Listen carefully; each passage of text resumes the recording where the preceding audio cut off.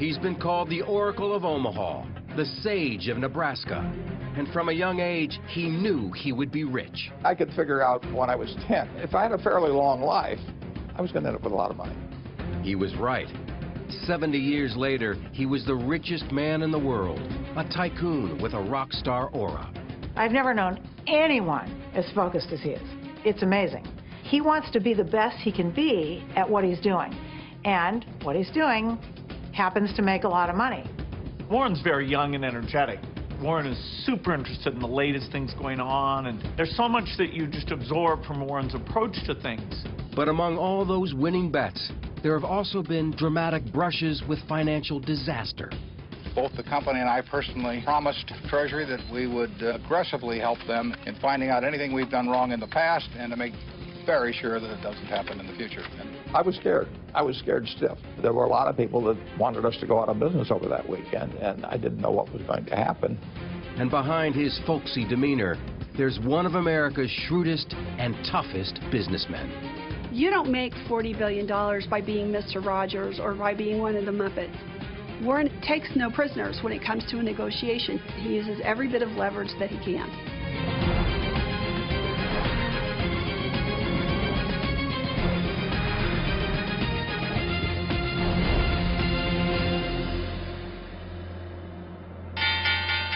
This is going to be one of those days that lingers in the mind. The Dow was down 200 or 300. Nobody knows what's in these bundles. A Category 5 test of our financial life. It was a terrifying moment in U.S. financial history. In 2008, some of Wall Street's biggest banks and investment firms were about to fail, threatening to take much of the world's economy down with them. Inside the citadels of money and power, desperate calls for help went out to the same person, as dramatized in this HBO TV movie. We're thinking of reaching out to Warren Buffett. Great. You and Buffett go back, right? Do me a favor and call him. Tell him Lehman is rock solid. During the days that the financial crisis was unfolding, he was viewed as the go-to person. If you're in trouble, Warren Buffett can save you. For most of his life, Buffett avoided the Wall Street ways of risky speculation.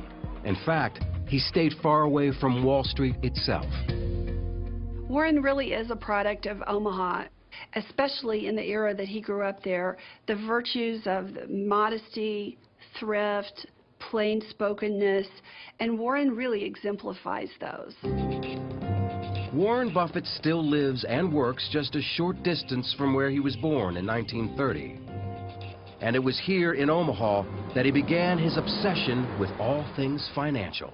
It hit me right away. It was like kids that like to play the piano early or something of the sort. I always liked numbers. I knew I was going to be interested in stocks the rest of my life, but probably at the time I was, 8 or 9. I used to keep charts on all kinds of stocks when I was that age. My aunt gave me a world almanac, so I memorized the population of all cities of any real size. But I just like numbers. It was not limited to business numbers at all. Buffett also had the uncanny ability to remember all those numbers and how they fit into the big picture, a skill that would be the bedrock of his later success. Former Wall Street analyst Alice Schroeder is the author of The Snowball, Buffett's authorized life story. Warren grew up in the Great Depression. The family did not have money at all because his father had lost his job as a stockbroker. And so around the dinner table, money was what they talked about. But Buffett wanted to do more than talk. My grandfather had a grocery store, and I used to buy Coca-Cola from him in 6-packs for $0.25 and sell them for $0.05 each. I sold the Saturday Evening Post door to door. I sold Ladies' Home Journal. I had all kinds of little ventures, not all hugely successful, I might add. I liked doing business early on. Journalist Roger Lowenstein wrote an early biography of Warren Buffett. Then he gets into more exotic things. He collects golf balls. He gets other kids in the block to do that with him. They collect golf balls and resell them. He's picking up stubs at the racetrack when he's 10, 11, 12, because some of them haven't been used yet. He grows up knowing he wants to make money. Investing in business comes later, but it's in him. Buffett made enough from these ventures to do what, until then, he had only dreamed of doing, playing the stock market. First stock I bought was City Service Preferred. It was a stock that had passed the dividend for how many years, 20 years or something like that. And so it had large accumulated dividends, and it was selling at 38 1/4, and I bought 3 shares. I went all in. That was my entire net worth. At the same time, Buffett's stockbroker father, Howard Buffett, had won a seat in Congress as a conservative Republican, and in 1943, he took the family to Washington. It was a chance for Warren to start a new business, delivering papers for the Washington Post. Well, I started with a couple of routes because I was good about delivering papers on time. So then they gave me these absolutely prime routes. Got up to where I was making probably $150 a month or something, which was a lot of money in that. And I was making it all before I went to school in the morning, so it was good. Savings from those paper routes became the seed money for his later empire. I'd made $9,800, and I made most of that delivering papers. I delivered about 500,000 papers, and I made about a penny a piece. So I made about $5,000 for the delivery of papers. After high school, he was ready to go full-time as a businessman and investor, but his father convinced the 16-year-old Buffett to go to college first. At the Wharton School of the University of Pennsylvania, he roomed with fellow Nebraskan Charles Peterson. He was very immature. He wore tennis shoes, or if he wore shoes other than that, he had a hard time having them both be the same color. He may have a black and a brown shoe on and never know the difference.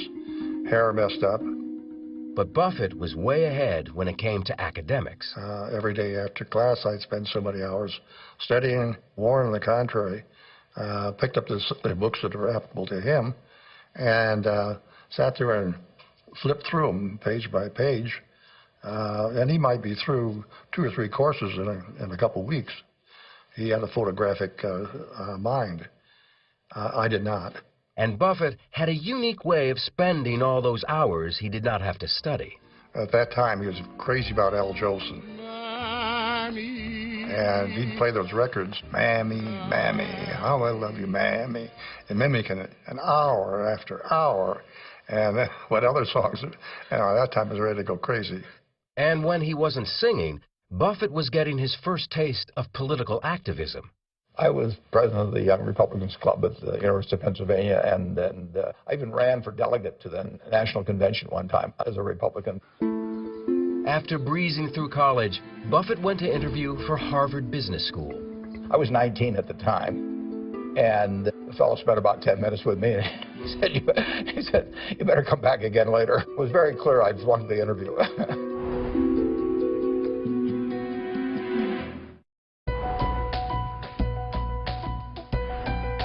After being rejected by Harvard, Buffett set his sights on Columbia's business school, where Wall Street maverick Benjamin Graham was a professor.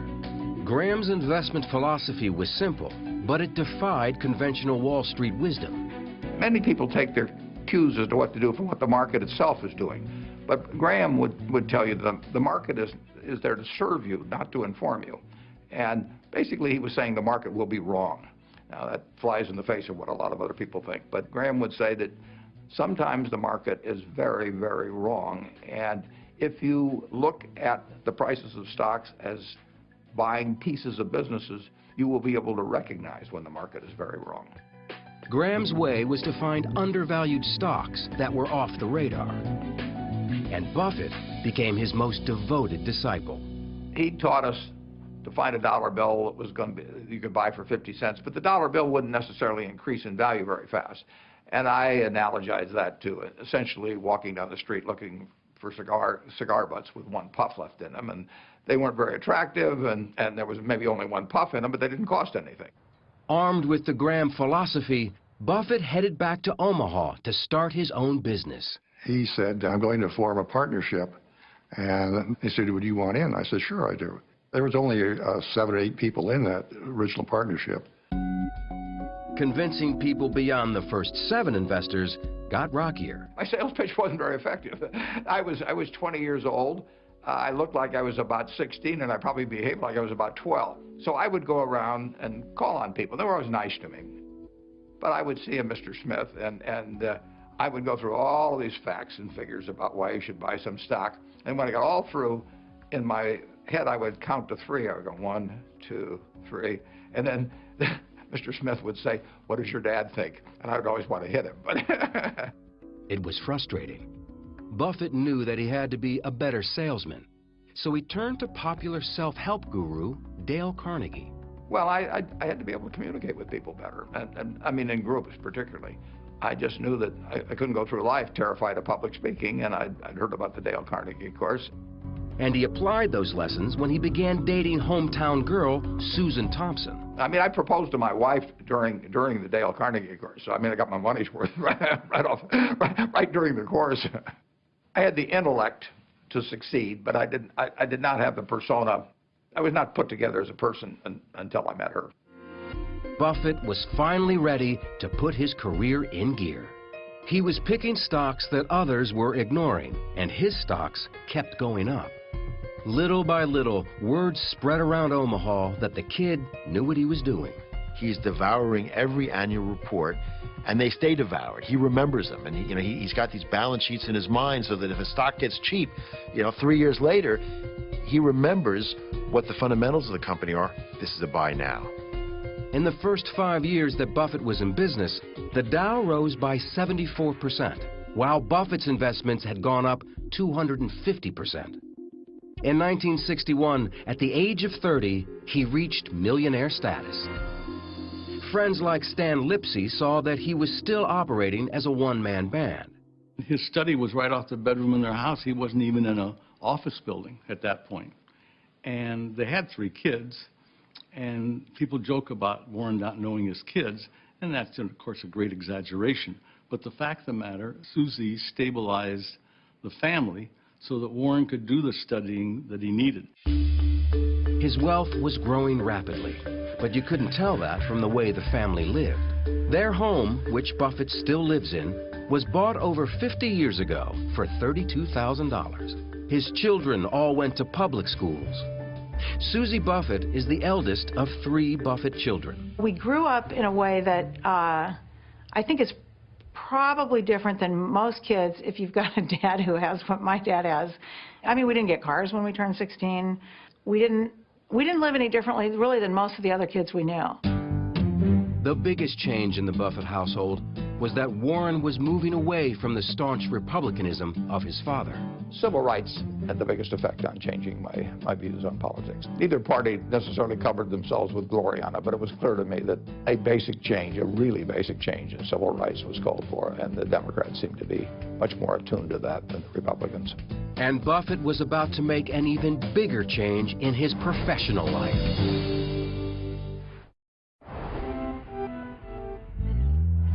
In his 30s, Buffett wanted more than just being a stock picker. He wanted to find companies that he could buy a controlling interest in, and he found one 100 miles away in Beatrice, Nebraska. Dempster Mill was a company that was really not doing very well. It was in the windmill business.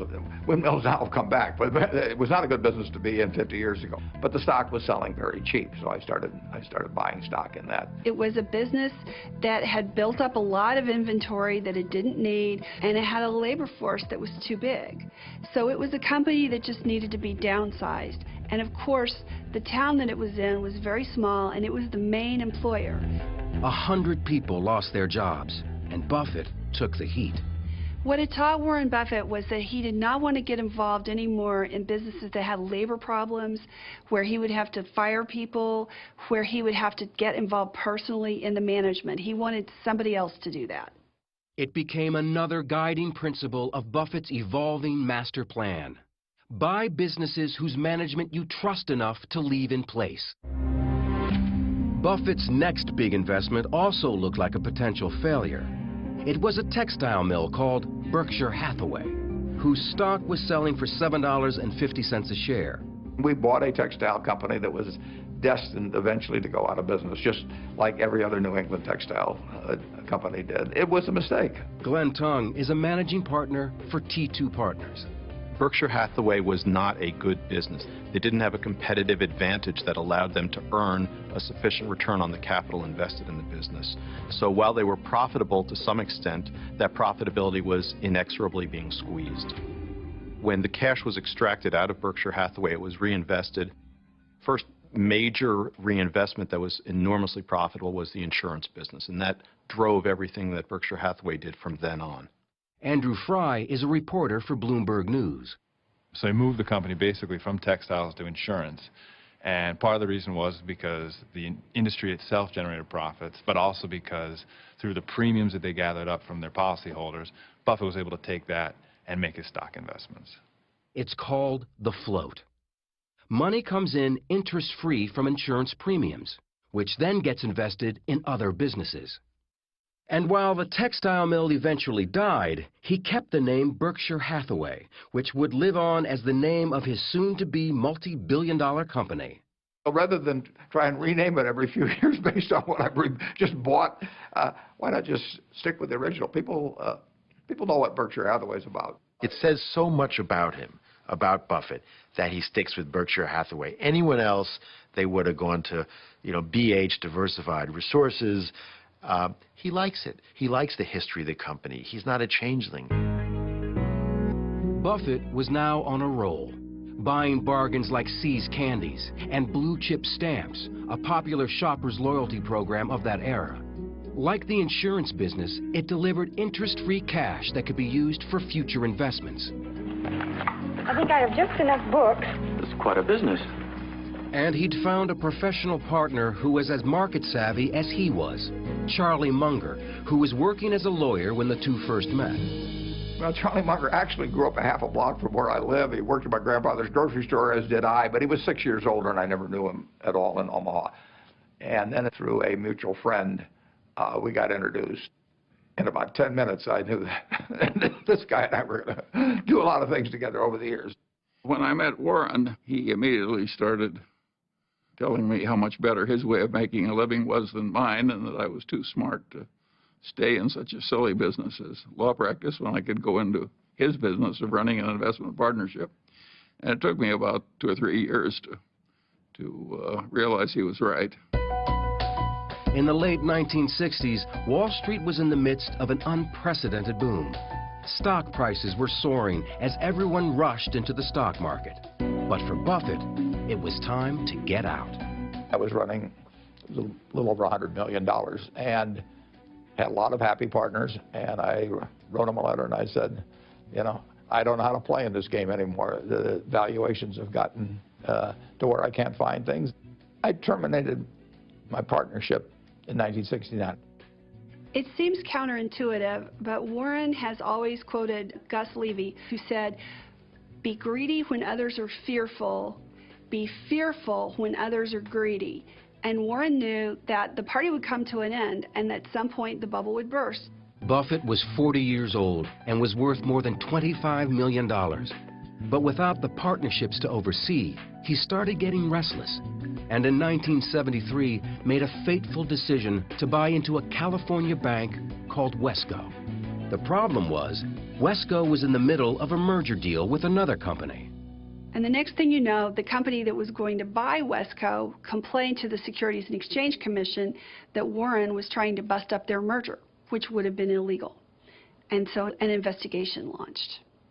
The SEC went through every nook and cranny of Buffett's businesses, and what they saw alarmed them. Buffett and Munger's investments were a complex spiderweb of ownerships and cross-ownerships. We had drifted in since we had several companies, so the whole thing looked like so much spaghetti that had been done for some evil master purpose. We didn't feel we'd done anything improper, but there were a lot of rules, and the question was whether we'd violated any of them. Stanley Sporkin was Director of Enforcement at the SEC. Anytime you find that things are so wired that they take a long time to be able to understand them, that types of activity like that raises a suspicion that maybe somebody is doing that to get away with something. What also raised investigators' suspicions was that Munger and Buffett were offering Wesco shareholders a higher price for their stock than they could get on the open market. So we just kept buying until our allotment ran out at 2 or 3 points higher than we had to. Well, that was a very eccentric thing to do, but we thought it was the right way to behave, and the SEC went berserk. You can't manipulate a stock. In other words, you can't take actions for the sole purpose of causing that stock price to increase. And if you do, it violates the law. The accusations stung. The Wesco investigation was really the first time that anyone had ever challenged Warren Buffett's reputation. And he responded to it almost as though a rattlesnake were about to bite him, because it really threatened his career. Trying to head off disaster, Buffett's lawyer made an unorthodox appeal to Stanley Sporkin. And saying, look, Stan, even though this doesn't look good from your standpoint, I want you to take into account the character of the individual. In my view, meaning Rickershauser view, he probably is going to be the #1 person in the financial services industry of all time. The appeal worked. Buffett's company, Blue Chip Stamps, was fined just over $100,000, but no charges were filed against Buffett. So he became even stricter, even more proper in his behavior and in worrying about his reputation.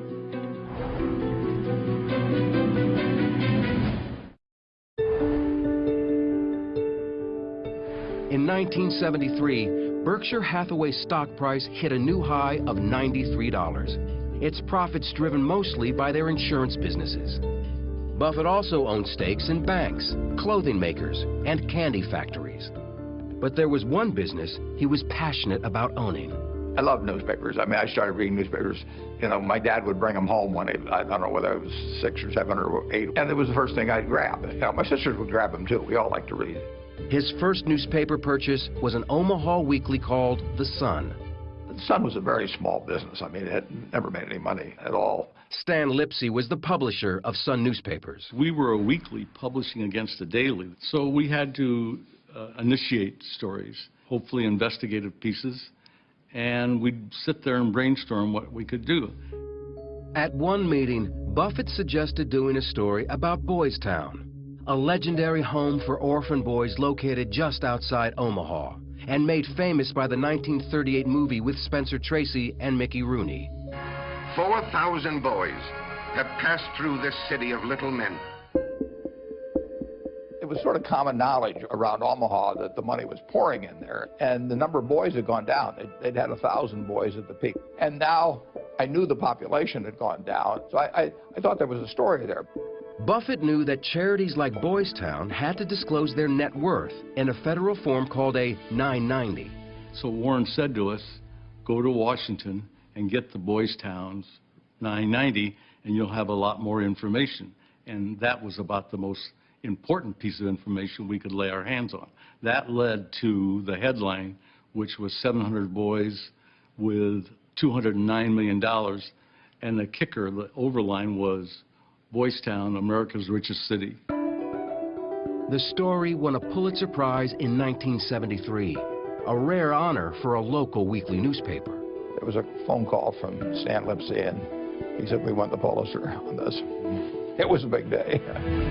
Buffett now had a taste of the big leagues, and he wanted more. He set his sights high on the influential Washington Post. They had a virtual monopoly. There was one competitor that was going to go out of business soon in Washington, D.C. It's a town hooked on news, so what more could you ask for? And in addition to that, it was the paper that he had an association with as a teenager, delivering the paper. At first, Buffett wasn't sure how much he wanted to invest. Then, the Washington Post broke the Watergate story, and President Nixon inadvertently made his decision easier. 1973, the stock had gone down a lot, partly in response to the fact that the Nixon administration had sort of declared war on the Washington Post.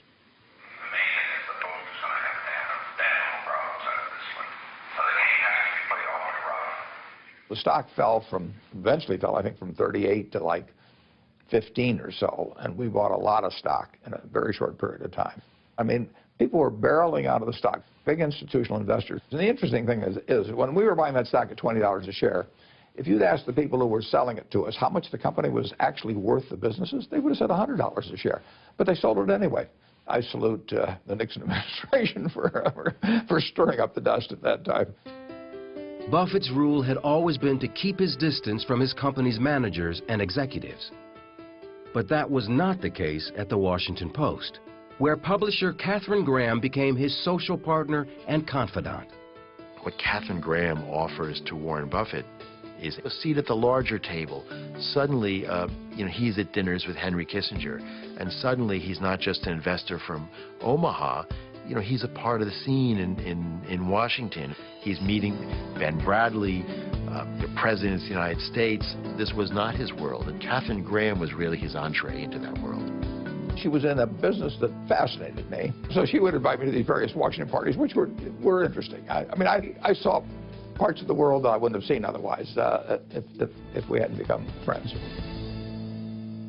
But as Buffett's social circle widened, his wife Susie was feeling increasingly isolated back home and made a bold decision, unusual for a Midwestern housewife of that era. She was not divorcing Warren, but she left Omaha for San Francisco to pursue a new life and a new career as a singer. I get why she moved. My dad was getting more famous, and my mother was so not the Mrs. Warren Buffett type at all. You are in a fishbowl, and everybody wants stuff from you, and it's not so much fun, really. Their relationship never changed at all. They were completely in love with each other. They talked 5, 6, 7, 8 times a day. They traveled together. She just couldn't live here. To make sure that Warren was taken care of in her absence, Susie turned to her friend, Astrid Menks. Susie knew what a solid, warm person Astrid was, and she sort of asked Astrid to look out for Warren, and that's how they got to know each other. Within a few months, Astrid moved in. It's very unorthodox. A lot of people, I'm sure, talked about it and had all kinds of lovely things to say about how weird it was. But I also think, you know what? It's nobody's business what goes on in somebody else's relationship. It worked for the three of them. It worked. Buffett was adjusting to his new domestic arrangements, and his success as an investor in the Post sparked a desire for full ownership of a daily metropolitan paper. He looked at a number of them. The Buffalo Evening News, that was called then, became available. At $33 million, it was Buffett's largest investment yet. The Evening News was one of 2 Buffalo dailies. Unlike the competition, it didn't have a Sunday edition. The competition, Courier Express, had a morning paper that was sort of flimsy, but they had Sunday, which was a hell of a paper, and Warren and I both knew that Sunday was only going to get stronger and that you had to have a Sunday paper. I knew that we faced extinction unless we got into the Sunday newspaper business, and so I did that within, 6 or 8 months after we bought the paper, and at that point all hell broke loose. All hell broke loose when Buffett's competition, the Courier Express, took him to court on an antitrust charge. Daniel Mason was a lawyer representing that paper. It was very hard, we said, to justify a $33 million purchase price based upon the revenues that the News had, unless the News wound up being a monopoly newspaper. A federal judge put a halt to Buffett's Sunday strategy, and advertisers began deserting his paper. He's losing money hand over fist. It almost becomes, just a huge sinkhole. But Buffett didn't back down. We knew that it was not going to be a long-term position to expect 2 papers to survive in Buffalo. Eventually, one of those papers was going to lose out, and the other paper was going to be a hell of a success because their financials would change. The fight went on for months until the judge's order was overturned. Buffett's competition soon went out of business, and Buffett's paper went on to become hugely profitable. You don't make $40 billion by being Mr. Rogers or by being one of the Muppets. Warren takes no prisoners. He uses every bit of leverage that he can.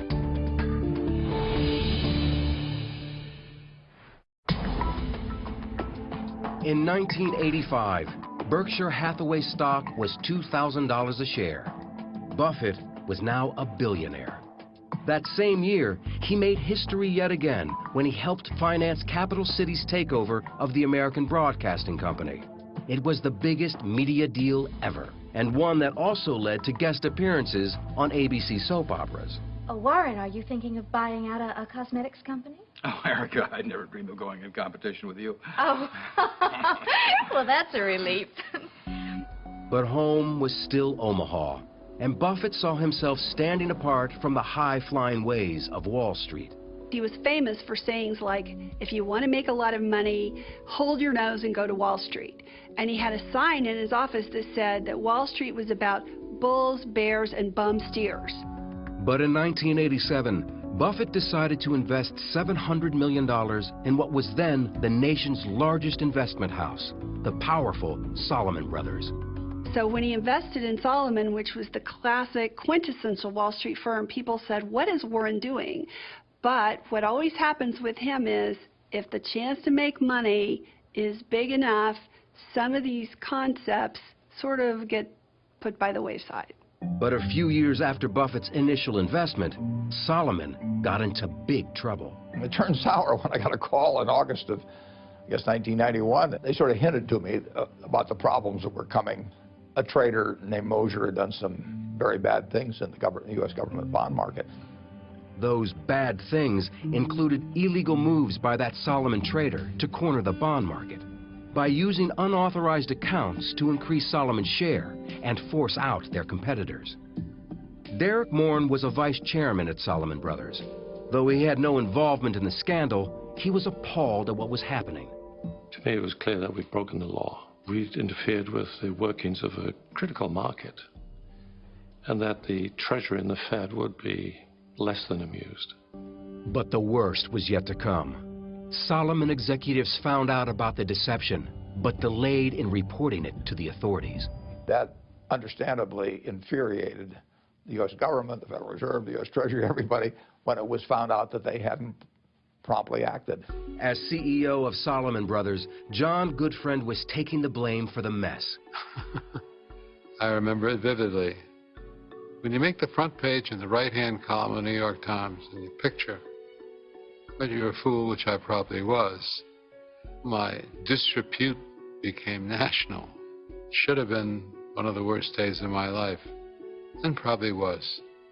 I told Tom Strauss and John Meriwether that we had to go. Talk on Wall Street that Salomon's top officials were offering to resign to prevent the firm's possible debarment as a primary dealer in Treasury securities. The CEO had departed the scene in the company of his lawyers. We were effectively decapitated. In the meantime, this highly leveraged institution is floating in free space. Goodfriend made one last desperate attempt to salvage the company with the only solution he had left: a phone call to Omaha, Nebraska. And he says to Buffett, I'm going to have to resign. We need you to come in and be the CEO. Goodfriend needed someone who both had the confidence of the government and in some larger way the confidence of America to say, yes, this is the Wall Street guy we trust. And literally there was only one person in America who could fit that description, and that was Warren Buffett. And I wasn't involved in the thing so that I was not tainted. The hope was that I would be credible with all the people that were mad at us. There were a lot of them. When Buffett arrived in New York, the company was in a state of panic. There's no future and there's no present for an indicted financial firm. The firm would have folded. I was very clear, and I advised Warren of what the consequences would be, which not only that the firm would fail rapidly, but that there would be significant systemic impacts on other institutions. Buffett was now helming a company about to go down in disgrace. Warren used to say that it takes a lifetime to build a reputation and 5 minutes to lose it. And he was afraid that Salomon could be that 5 minutes for him. It was August 18th, 1991. Treasury Secretary Nicholas Brady had ruled that Salomon was out of the bond business. It was announced at about 10 in the morning on a Sunday. The U.S. Treasury had knocked us off the list of really acceptable people, primary dealers. That would have been a death blow to the company. So I had to get that changed by the time Tokyo opened. He only had a few hours. Once the Tokyo markets opened, the firm's fate would be sealed. The Japanese banks could have begun a run on the bank by selling our stock, by liquidating their positions with us, by demanding cash they could very quickly drain the firm of its capital and its liquidity.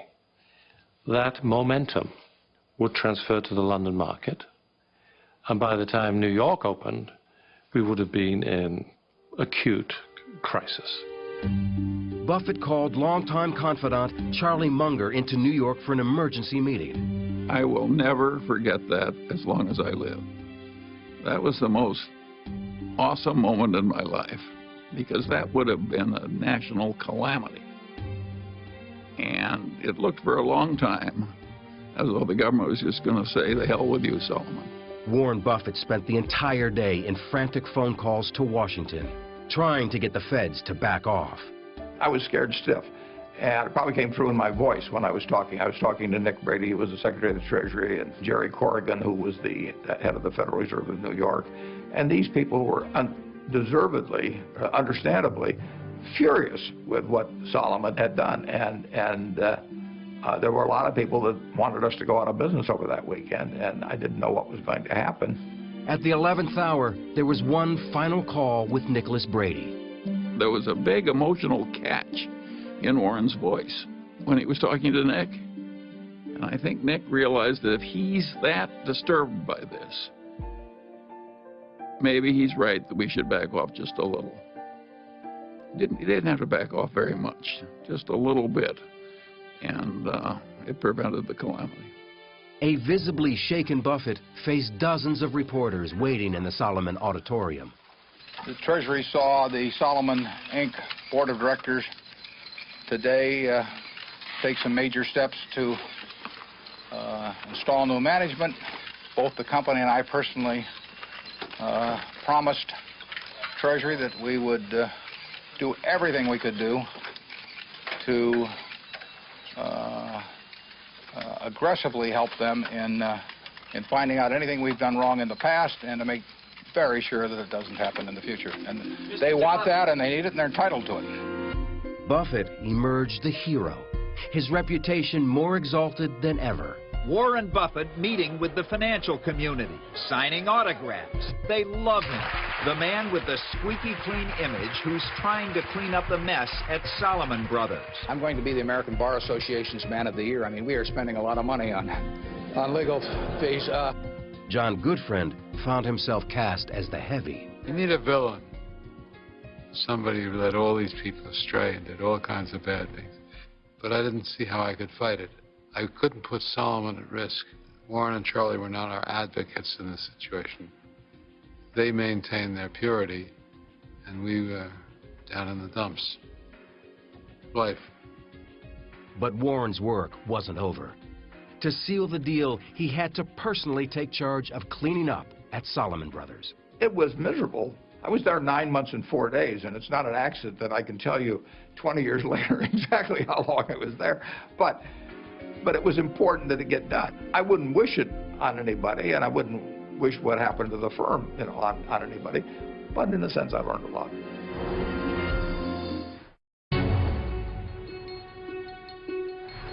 In 1993, Berkshire Hathaway stock hit $17,000 a share, and Buffett was world famous. But no amount of global traveling could change some of Buffett's ingrained habits. Let's talk about Warren's diet. Here are the vegetables he'll eat.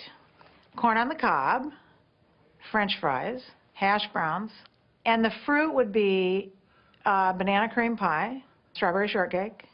I think that's the end of the fruit. He also drinks, several cherry Cokes a day. I've never in my life, and I'm not kidding, seen the man drink a sip of water, ever. When he went to China, he took a pile of coupons from McDonald's with him, and that he's in China for however long it was, and he ate McDonald's hamburgers. The 1990s and 2000s would be the era of Berkshire Hathaway's greatest expansion. Brought into the corporate fold was the nation's biggest furniture store, a leading mobile home manufacturer, Fruit of the Loom underwear, Benjamin Moore paints, Dairy Queen, Geico Insurance. Over 70 companies in all, with a combined 250,000 employees. If you look at the assembly of businesses that Berkshire represents, It's businesses that have been handpicked by Warren Buffett into his holding company that's reaching a level of recognition that many people in America never get to. He loves to use the expression that it's his canvas, and he, you know, like Picasso, he wants to paint, to work on that canvas as long as he is able, you know. That's what it's all about for him. Two of Buffett's new investments made headlines by flying in the face of conventional market wisdom. He bought his hometown newspaper, the Omaha World Herald, and he bought the Burlington Northern Railroad. Suddenly, Warren Buffett invested in it, and wow, railroads were the hot thing because they had all these virtues that somehow nobody recognized. That is the thing that Warren Buffett has done over and over, is he invests in something and then everybody looks at it and says, I saw it there. Why didn't I recognize these things all along? In Omaha, Berkshire Hathaway's annual meeting has become a place of pilgrimage for tens of thousands of shareholders. It's really an amazing thing. The stadium is filled, and the spotlights are on a small folding table with two 80-year-olds at that table, and those two 80-year-olds have more stamina than anyone else in the room. Hi. They're dying to see Warren Buffett and hear what he has to say. His favorite thing, I think, that happens every year is the shareholders meeting, and he gets energized from it. He goes nonstop from Friday to Sunday night, and as the weekend goes on, he gets more energy. Can't explain it. It's got to be those burgers. In the 2000s, Buffett was worth tens of billions of dollars. Money he planned on giving away to a foundation to be run by his wife, Susie. But in 2004, Susie died of a stroke following cancer surgery. It was a huge shock for all of us. My dad, I can't explain how much he loved her and how much he relied on her. I am going to start crying talking about this. You know, he'll never totally get over it. None of us probably will, but she was really something very special. We had always sort of talked about things and planned things assuming he would die first. So when she died, it really was big. 2 years after his wife Susie's death, Buffett married Astrid Menks in a private ceremony. And he announced that he was pledging the bulk of his fortune not to his children, but to the foundation run by Bill and Melinda Gates. Bill Gates has been one of Buffett's closest friends since the early 1990s. So it was, you know, kind of phenomenal. It made us step up our ambition level, add a lot of things we wouldn't have been able to do. And so now every year, it's a gigantic gift that allows us to be double what we would have been without it. They're young, they're energetic, they work much harder at it than I would. I get to keep doing what I love doing. You know, and they're going to achieve the same things much better than I would. It's a perfect solution for me to get somebody else to do the work. I've always been good at that. But as his 80th birthday approached, an international crisis would open yet another new chapter in Buffett's life. Absolutely stunning morning on Wall Street. Lehman Brothers filing for bankruptcy. In 2007, a single share of Berkshire Hathaway stock hit an all-time high of $150,000. And people call this work. But the next year, the entire U.S. economy was in crisis mode. The Dow closed Monday's session down more than 500 points, with many of its financial institutions collapsing under mountains of debt. The dominoes started falling, and they were huge dominoes. They started falling at a pace that was breathtaking. The terrified bankers in New York needed emergency help from anyone that was still solvent. And it wasn't just money they needed. Warren Buffett is one enormous good housekeeping seal of approval. And if he's putting money into a situation, they're going to assume that he's intelligent enough to be making that investment because he thinks he's going to generate a satisfactory return off of it. And that will calm people's fears when fear is at its highest. Among the businesses that received lifelines from Warren Buffett were Goldman Sachs, GE, and later, Bank of America. If you have, Warren Buffett giving you that imprimatur saying, I have faith in the company, the market will recover, and, eventually it did. In 2011, Warren Buffett was awarded the Presidential Medal of Freedom. He's demonstrated that integrity isn't just a good trait, it is good for business. But who will succeed this financial icon at the head of Berkshire Hathaway? In 2011, the man seen as Buffett's heir apparent was caught in a scandal. High-level executive David Sokol was buying stock for himself in a company called Lubrizol, while pitching Lubrizol as a Berkshire acquisition. He should have disclosed it to me initially, and then I would have had him sell it or do something of the sort, or we wouldn't have bought the company. I mean, it just was not something that should have been held back. David Sokol left the company, and that crisis ended. In 2012, Buffett announced that he was being treated for prostate cancer, and that he's identified his successor at Berkshire. But that name has not yet been made public. What he has made public are the political and economic causes that he feels passionate about. I think in the last couple years, he has seen some places where he thinks if I open my mouth, it might make a difference. What he's most vocal about is what he sees as the inequities of the tax system, something that's come to be known as the Buffett rule. There's all kinds of ultra-rich who pay normal taxes, but there's a small segment, but you can find them very easily, who pay very low taxes, including me. He considers himself, you know, lucky to have been born in America at this time in history. Buffett is just a unique character who came along in a period when America became fascinated with finance, who did it better than anybody. You know, he's been able to bring Wall Street back to Main Street in a way that I don't think we'll ever see again. I think he's one of the most memorable people I've ever met. He's touched a lot of lives with what he's done, and everybody that he's dealt with has made money doing it, and has improved their life.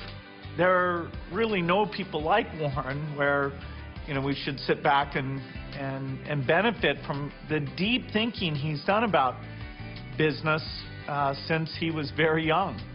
I think it's all about, I'm the world's greatest investor, and I've got $40 billion to prove the point. I just have a great time every day. I mean, I am getting to do exactly what I want to do in life. You know, it doesn't get any better than that.